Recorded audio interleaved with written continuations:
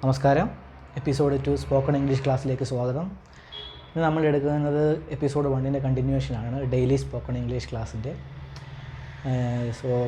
നമ്മൾ കണ്ടൻറ്റിലോട്ട് കിടക്കുന്നതിന് മുമ്പ് നിങ്ങളോട് ഒരു ചെറിയൊരു അഡ്വൈസ് എന്തെന്ന് വെച്ചാൽ, നിങ്ങൾ തീർച്ചയായിട്ടും ഇംഗ്ലീഷ് സംസാരിക്കണം. മീൻസ് എന്ന് വെച്ചാൽ ഒരിക്കലും പിന്മാറി നിൽക്കരുത്. ഇംഗ്ലീഷ് അറിയില്ല എന്നുള്ള കാരണത്താൽ ഇംഗ്ലീഷ് നിങ്ങൾ സംസാരിക്കാതെ നിൽക്കരുത്. കാരണം നിങ്ങൾക്ക് അതൊരു നെഗറ്റീവ് സൈഡാണ്. നിങ്ങൾക്കറിയാവുന്ന വേർഡ് വെച്ച് പൊട്ട ഇംഗ്ലീഷ് ആയാലും ശരി, തീർച്ചയായിട്ടും അത് സംസാരിക്കണം. കാരണം എന്തെന്ന് വെച്ചാൽ കമ്മ്യൂണിക്കേഷനാണ് നമ്മുടെ ലാംഗ്വേജിനെക്കാട്ടി പ്രധാനം. ഞാനിത് പറയാനുള്ള മെയിൻ കാരണം, ഞാൻ കഴിഞ്ഞ വീഡിയോയിലും പറഞ്ഞു, എനിക്കിതേപോലെ ഒരു അഡ്വൈസ് കിട്ടിയായിരുന്നു. നിങ്ങൾ തെറ്റ് സംസാരിച്ച് ശീലിക്കരുത്. ശീലിച്ചാൽ നിങ്ങൾ പിന്നെയും തെറ്റ് സംസാരിക്കുന്നു. ഒരിക്കലും ഇല്ല. നമ്മൾ സംസാരിക്കാതിരിക്കുമ്പോഴാണ് നമ്മൾ ഇംഗ്ലീഷിൽ നിന്ന് അകന്നു പോയിക്കൊണ്ടിരിക്കുന്നത്. നമ്മളൊരു ജോലി സ്ഥലത്ത് നിൽക്കുമ്പോൾ നമ്മൾ കമ്മ്യൂണിക്കേറ്റ് ചെയ്യേണ്ടത് വളരെ ആവശ്യമാണ്. നമ്മൾ ആ ജോലി എന്താണ് ചെയ്യുന്നത്, ജോലിയിലെ പ്രശ്നങ്ങളും സൊല്യൂഷനും കണ്ടുപിടിക്കണമെന്ന് സംസാരിച്ചേ പറ്റത്തുള്ളൂ. അതുകൊണ്ട് നിങ്ങളുടെ പൊട്ട ഇംഗ്ലീഷിലായാലും, നിങ്ങൾക്ക് അറിയാവുന്ന ഇംഗ്ലീഷായാലും നമ്മൾ സംസാരിക്കണം. എന്നാലേ നമ്മൾ ഇംഗ്ലീഷ് പഠിക്കത്തുള്ളൂ. നമ്മൾ ഭാവിയിൽ പിന്നീട് എപ്പോഴെങ്കിലും നമ്മൾ കറക്റ്റായിട്ട് വരും. നമ്മുടെ ഈസോ നമ്മുടെ വാസോ അത് എവിടെ കിടക്കുന്നോ ഒന്നും ആരും ശ്രദ്ധിക്കത്തില്ല. അവർക്ക് ജസ്റ്റ് നമ്മൾ പറയുന്നത് മനസ്സിലാകുക, കമ്മ്യൂണിക്കേറ്റ് ചെയ്യുക, അത് മാത്രമേ ഉള്ളൂ. നമ്മുടെ ഇംഗ്ലീഷിൻ്റെ പ്രാവീണ്യം അനുസരിച്ച് നമുക്ക് ആരും മാർക്കിടാൻ പോകുന്നില്ല. ലാംഗ്വേജ് എന്നുള്ള സംഭവം എന്ന് പറഞ്ഞാൽ ജസ്റ്റ് കമ്മ്യൂണിക്കേഷന് വേണ്ടി മാത്രം വന്നൊരു മീഡിയം മാത്രമാണ്. നമ്മുടെ കഴിവുകളും ഒന്നും പ്രകടിപ്പിക്കുന്നത് നമ്മുടെ ലാംഗ്വേജിൽ കൂടെയല്ല, നമ്മുടെ കോൺഫിഡൻസിലും നമ്മുടെ ഒരു എനർജിയിൽ കൂടിയാണ് നമ്മൾ ആരാണെന്ന് മറ്റുള്ളവർക്ക് മനസ്സിലാകുന്നത്. സോ ഒരിക്കലും എനിക്ക് ഭാഷ അറിയത്തില്ലെന്ന് വെച്ചാൽ പിന്നോട്ട് നിൽക്കില്ല. നിങ്ങൾക്കറിയാം, നമ്മുടെ ക്ലാസ്സുകൾ പോകുന്നത് ഇന്ത്യക്ക് പുറത്ത് ജോലി ചെയ്യുന്നവർക്ക് വേണ്ടിയിട്ടുള്ളതാണ് നമ്മുടെ ക്ലാസ്സുകൾ, ഡെയിലി കോൺവെർസേഷൻ. നമ്മൾ കേരളത്തിൽ ഇംഗ്ലീഷ് എന്തായാലും നമ്മുടെ ജോലി സ്ഥലത്തോ മറ്റ് സ്ഥലങ്ങളിലോ ഒന്നും യൂസ് ചെയ്യാൻ പോകുന്നില്ല. നമ്മൾ മലയാളത്തിൽ നിന്നായിരിക്കും സംസാരിക്കുന്നത്. പക്ഷേ പുറത്തോട്ട് ചെന്നാൽ നമുക്ക് ഇംഗ്ലീഷ് പറയേണ്ട ആവശ്യം വരുന്നുണ്ട്. സോ അതുകൊണ്ട് നിങ്ങൾക്കറിയാവുന്ന രീതിയിൽ ഇംഗ്ലീഷ് സംസാരിക്കണം. ഒരിക്കലും മാറി നിൽക്കരുത്. ഇനിയിപ്പോൾ നിങ്ങൾ പറയുന്ന നിങ്ങളെ കളിയാക്കുന്നവരുണ്ട്, നിങ്ങൾ പറയുന്നത് തെറ്റാണെന്ന് പറയുന്നുണ്ട്, അവരുടെ അടുത്തുനിന്ന് മാറി നിൽക്കണം.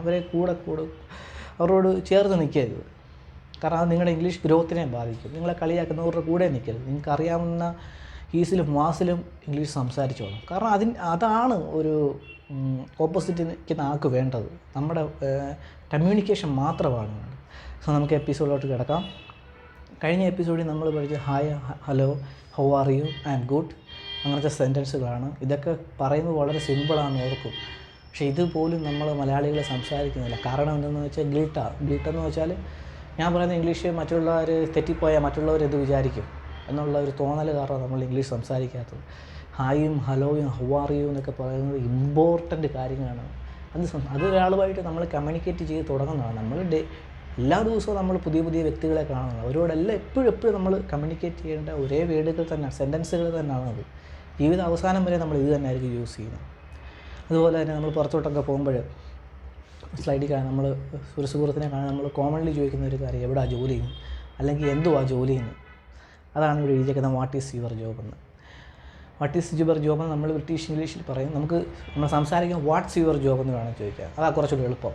നമ്മൾ വാട്ട് ഈസ് യുവർ ജോബിനെക്കാട്ടി വാട്ട്സ് യുവർ ജോബ്, അത് അമേരിക്കൻ ഇംഗ്ലീഷ് സ്റ്റൈലാണ്. അവർ ഗ്രാമറൊന്നും യൂസ് നോക്കുന്നില്ല.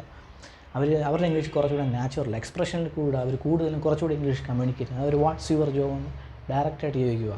ഗ്രാമാറ്റിക്കലി തെറ്റാണെങ്കിലും അതിൻ്റെ ആവശ്യമുള്ള അവിടെ. പക്ഷേ നമ്മൾ അമേരിക്കക്കാരനെ നോക്കി പറയും അയാൾക്ക് ഇംഗ്ലീഷ് അറിയത്തില്ലെന്ന്. അവിടുത്തെ പല വേർഡ്സുകളും പല സംസാര ശൈലികളും അവരുടെ നാട്ടിലെ ഒരു ശൈലി വെച്ചാണ് അവർ ഇംഗ്ലീഷ് സംസാരിക്കുന്നത്. അത് തന്നെയാണ് ബ്രിട്ടീഷ് ഇംഗ്ലീഷാണ് ലിറ്ററലി കൂടുതലെങ്കിലും നമ്മൾ ഇന്ത്യക്ക് പുറത്തോട്ട് ചെയ്യുന്ന ആളുകൾ കൂടുതൽ സംസാരിക്കുന്ന അമേരിക്കൻ ഇംഗ്ലീഷ് ആയിരിക്കും. അവിടുത്തെ ഒരു ശൈലി, അവിടുത്തെ ഒരു രീതിയിലായിരിക്കും ആളുകൾ കൂടുതൽ സംസാരിക്കുന്നത്. നിങ്ങൾക്ക് പുറത്ത് പോകുമ്പോൾ നമുക്ക് മനസ്സിലാവും. ഭയങ്കരമായിട്ട് ഗ്രാമർ യൂസ് ചെയ്യുന്നവരെ നമുക്ക് കാണാൻ കിട്ടത്തില്ല. വളരെ സിമ്പിളായിട്ട് ഷോർട്ടായിട്ട് ഇംഗ്ലീഷ് സംസാരിക്കുന്നവരെ ആയിരിക്കും നമുക്ക് ഇന്ത്യക്ക് പുറത്ത് പോയാൽ കാണാൻ സാധിക്കുന്നത്.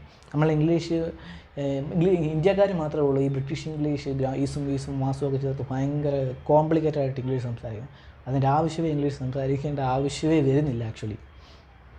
സോ എന്തായാലും നമുക്ക് സെൻറ്റൻസ് വാട്ട്സ് യുവർ ജോബ്. നിങ്ങൾ തീർച്ചയായിട്ടും വ്യക്തികളെ കാണുമ്പോഴൊക്കെ ഇതൊക്കെ ചോദിക്കണം. വാട്ട്സ് യുവർ ജോബ്, ജോലി എന്താണ്, വാട്ട്സ് യുവർ ജോബ് എന്ന് ചോദിക്കണം. നിങ്ങൾക്കറിയാം, ഇപ്പോൾ നിങ്ങൾക്ക് വാട്ട് ഈസ് യുവർ ജോബ് എന്നാണ് നിങ്ങൾക്ക് പ്രാക്ടീസ് എങ്കിൽ വാട്ട് ഈസ് യുവർ ജോബ് എന്ന് ചോദിക്കണം.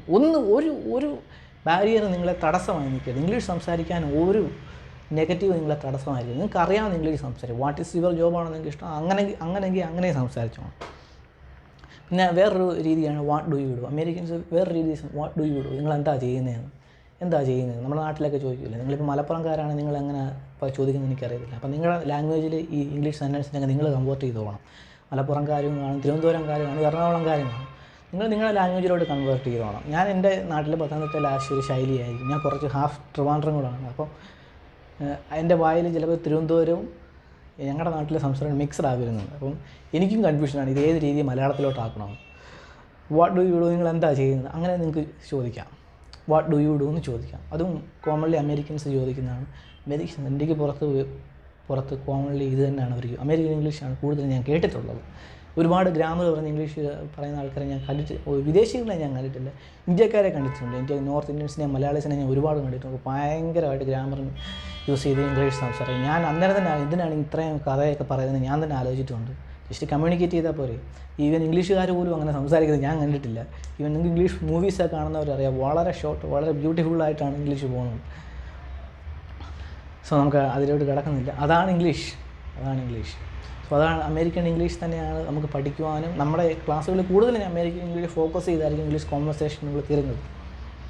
അതാണ് കൂടുതൽ പഠിക്കുവാൻ എളുപ്പം. കാരണം നമ്മൾ കൂടുതൽ എക്സ്പ്രഷനോട് യൂസ് ചെയ്യും. നമ്മളെ കാണുമ്പോൾ നമ്മൾ ഇംഗ്ലീഷ് പറയുന്ന ഒരു ഭംഗിയും കൂടെ കാണും. നിങ്ങളുടെ മലപ്പുറംകാരനാണെങ്കിൽ മലപ്പുറംകാരൻ്റെ ആ ശൈലി വേണം സംസാരിക്കാൻ. അതാണ് മറ്റുള്ളവർ കാണുന്ന ഇഷ്ടം. എറണാകുളംകാരനാണെങ്കിൽ ഒരു എറണാകുളംകാരനെ കാണുമ്പോൾ നമുക്ക് മനസ്സിലാകുമ്പോൾ അദ്ദേഹത്തിൻ്റെ സംസാര ശൈലി നമുക്കത് ഇഷ്ടമാണ്, അദ്ദേഹം അങ്ങനെ സംസാരിക്കുന്നത്. എറണാകുളംകാരും പത്തനംതിട്ടക്കാരൻ്റെ കൂട്ട് സംസാരിക്കാൻ നമുക്ക് വലിയ ഇൻട്രസ്റ്റ് വരത്തില്ല. എറണാകുളംകാരുടെ രീതി സംസാരിക്കും. കോഴിക്കോടുകാരൻ്റെ ശൈലി സംസാരിക്കുന്നത് കാണുമ്പോഴാണ് നമുക്കൊരു ഇൻട്രസ്റ്റ്, നമുക്ക് അയാളോട് ഒരു സംസാരിക്കാൻ താല്പര്യം തോന്നും.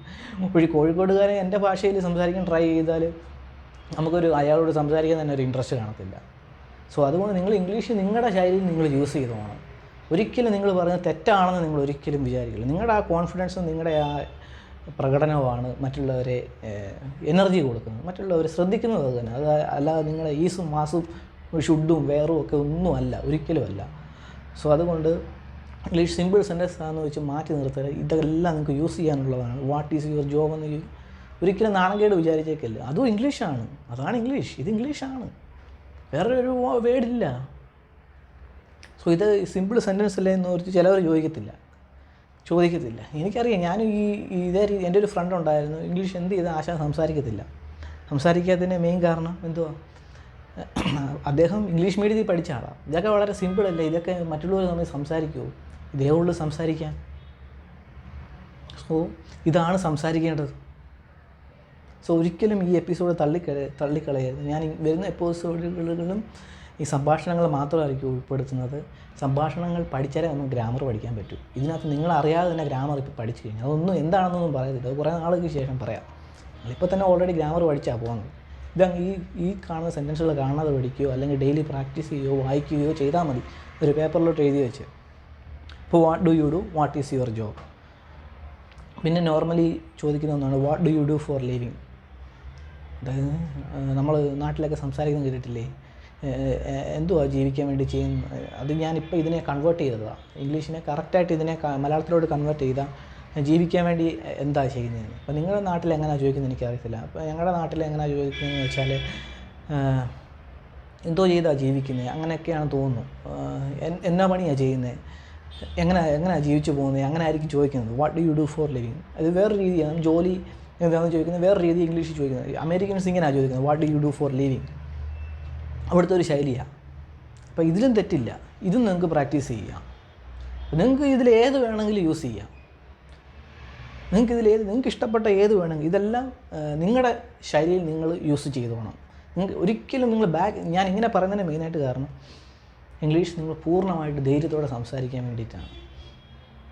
ഈ സെൻറ്റൻസുകൾ വളരെ സിമ്പിളായിട്ട് കരുതുന്നതാണ് ഏറ്റവും വലിയ തെറ്റ്. സിമ്പിളെന്ന് വെച്ചാൽ ഇതൊന്ന് യൂസ് ചെയ്യേണ്ട എന്നുള്ളൊരു വിചാരം, ഇതാണ് ഏറ്റവും വലിയ തെറ്റ്. നിങ്ങൾ യൂസ് ചെയ്യണം. ഇങ്ങനത്തെ സെൻറ്റൻസുകളാണ് ഏറ്റവും കൂടുതൽ നമ്മൾ യൂസ് ചെയ്യേണ്ടതും പ്രാക്ടീസ് ചെയ്യേണ്ടതും. അപ്പോൾ നമുക്ക് ഇപ്പം അടുത്ത സ്ലൈഡിലോട്ട് പോകാം. അപ്പോൾ ജോലി എന്താണെന്ന് ചോദിച്ചു. അപ്പോൾ നിങ്ങൾക്ക് ആൻസർ, നിങ്ങളിപ്പോൾ ഒരു എഞ്ചിനീയർ ആണെങ്കിൽ ഐ ആം എൻ എഞ്ചിനീയർ, ഞാനൊരു എഞ്ചിനീയറാണ്. ഓക്കെ. അല്ലെങ്കിൽ നിങ്ങളൊരു ഹോസ്പിറ്റലിൽ വർക്ക് ചെയ്യുന്നവരാണെങ്കിൽ I am work at hospital എന്ന് പറയാം. I am work at bank എന്ന് പറയാം. ബാങ്കിലാണെങ്കിൽ I am work at bank, അതായത് ഞാൻ ബാങ്കിലാണ് വർക്ക് ചെയ്യുന്നതിൻ്റെ അർത്ഥം. ഇപ്പോൾ വലിയ അമേരിക്കയിലൊക്കെ ആണെങ്കിൽ അമേരിക്കൻ ഇംഗ്ലീഷ് വലിയ ഏതെങ്കിലും ഫേമിൽ ഒരു കമ്പനിയിലാണോ വർക്ക് ചെയ്യുന്നുണ്ടെങ്കിൽ നിങ്ങൾക്ക് ഇങ്ങനെ പറയാം, ഐ വർക്ക് ഫോർ മൈക്രോസോഫ്റ്റ്, അല്ലെങ്കിൽ I work for flowers TV, I work for media, അങ്ങനെ നിങ്ങൾക്ക് സംസാരിക്കാൻ സാധിക്കും. അതാണ് ഇവിടെ എഴുതിയിരിക്കുന്നത്. I work for Microsoft, I work for media, I work for the Asianet എന്ന് എഴുതിയിരിക്കുന്നത്, അതാണ് എഴുതിയിരിക്കുന്നത്. പിന്നെ അവസാനം ഒന്നുകൊണ്ടല്ലോ ഓ റിയലി എന്ന് പറഞ്ഞാൽ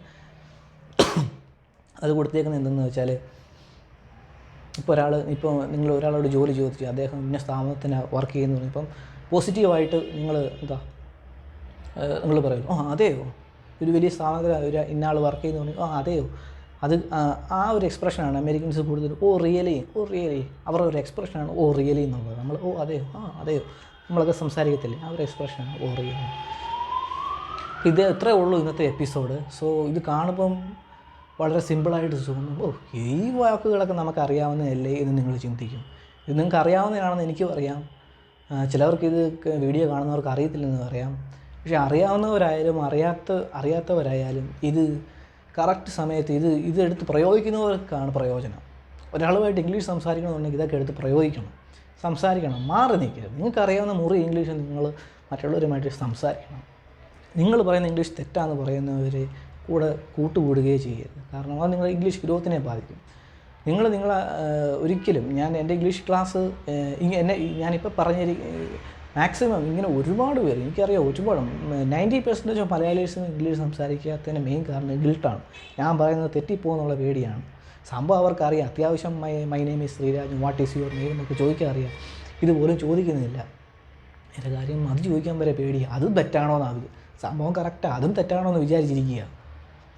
ഒരിക്കലും ബാക്ക്വേർഡായിട്ട് നിൽക്കരുത്, നിങ്ങൾ ഇംഗ്ലീഷ് സംസാരിക്കണം. സോ ഇന്നത്തെ എപ്പിസോഡ് ഇത്രയേ ഉള്ളൂ, നമുക്ക് അടുത്ത എപ്പിസോഡിൽ കാണാം. സോ പിന്നെ അതേപോലെ തന്നെ ചാനൽ സബ്സ്ക്രൈബ് ചെയ്യാൻ മറക്കരുത്. നല്ല ഇതേപോലത്തെ സംഭാഷണങ്ങളായിരിക്കും, ഞാൻ കൂടുതൽ സെൻറ്റൻസുകൾ അടുത്ത എപ്പിസോഡിൽ ഉൾപ്പെടുത്തുന്നതായിരിക്കും. So by.